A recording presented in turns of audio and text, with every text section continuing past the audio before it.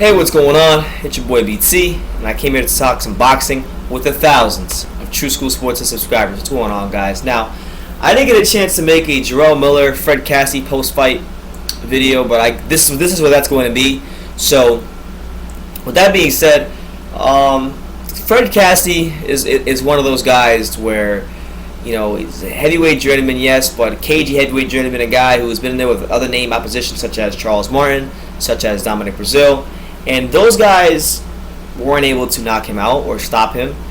And in the case of Brazil, you can make the argument that he lost that fight to Kassi. So Jarrell Miller was taking a step up from his previous two fights, which were against Nick Guervas and Donovan Dennis, two guys who were overmatched. So with that being said,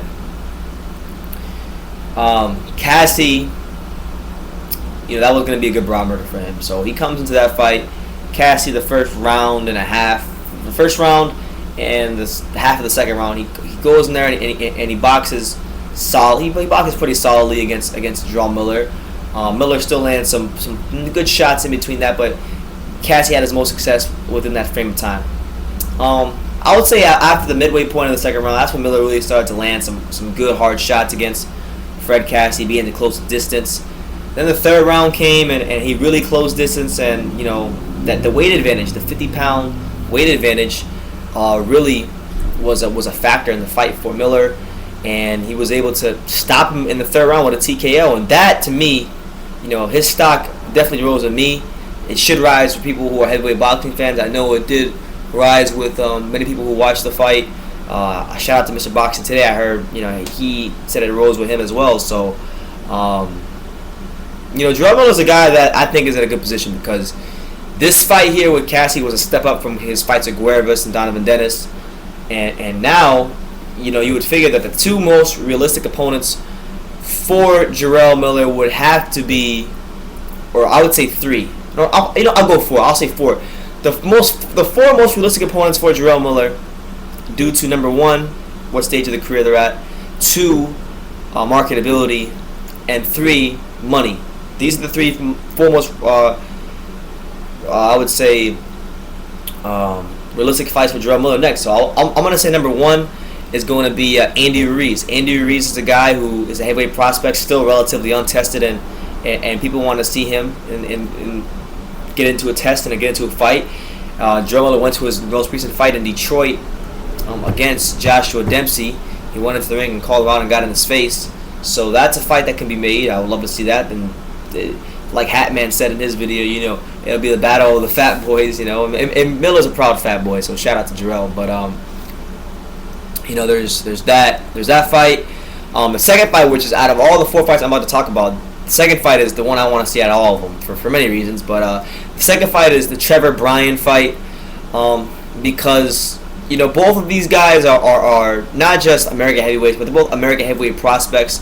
And they're both American heavyweight prospects who have a lot of charisma. Bryan has a lot of charisma. Miller has a lot of charisma. So I think build up for that fight would be great. I think the fight itself would be great because Miller's like I said, a hard puncher, big dude. He coming to the ring bigger than Trevor Bryan. Bryan's a guy who, I would say as a heavyweight, his power is still in question. I think in his last couple of fights, Derek Rossi was a hard guy to stop. He wasn't able to get him out of there, but, not a lot of guys have stopped Derek Rossi. I'm not even sure. Derek Rossi might have never been stopped. But anyway, wasn't able to get Derek Rossi out there, but he did drop him, so it shows that he does have some power. And then in the recent fight against another heavyweight that wasn't televised, and I really haven't seen any footage on, he wasn't able to stop that guy either. And the guy was had a lot of losses and stuff.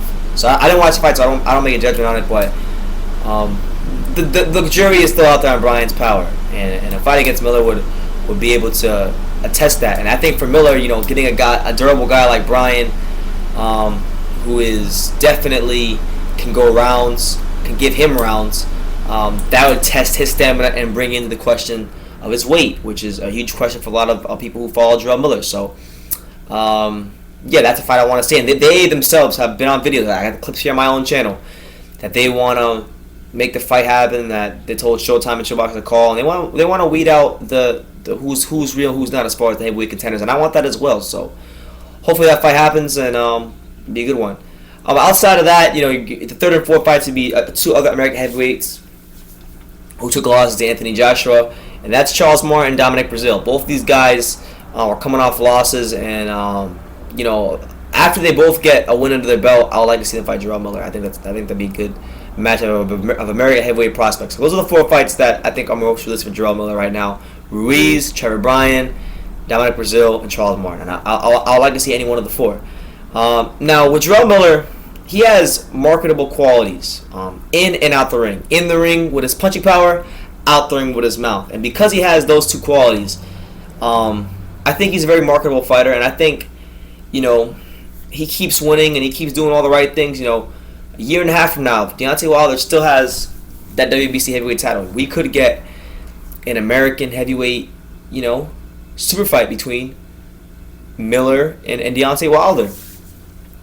And with that being said, I think the more the American boxing public sees Jarrell Miller, the more they're going to like this guy. And I think the onus is on Greg Cohen Promotions to put him out there more.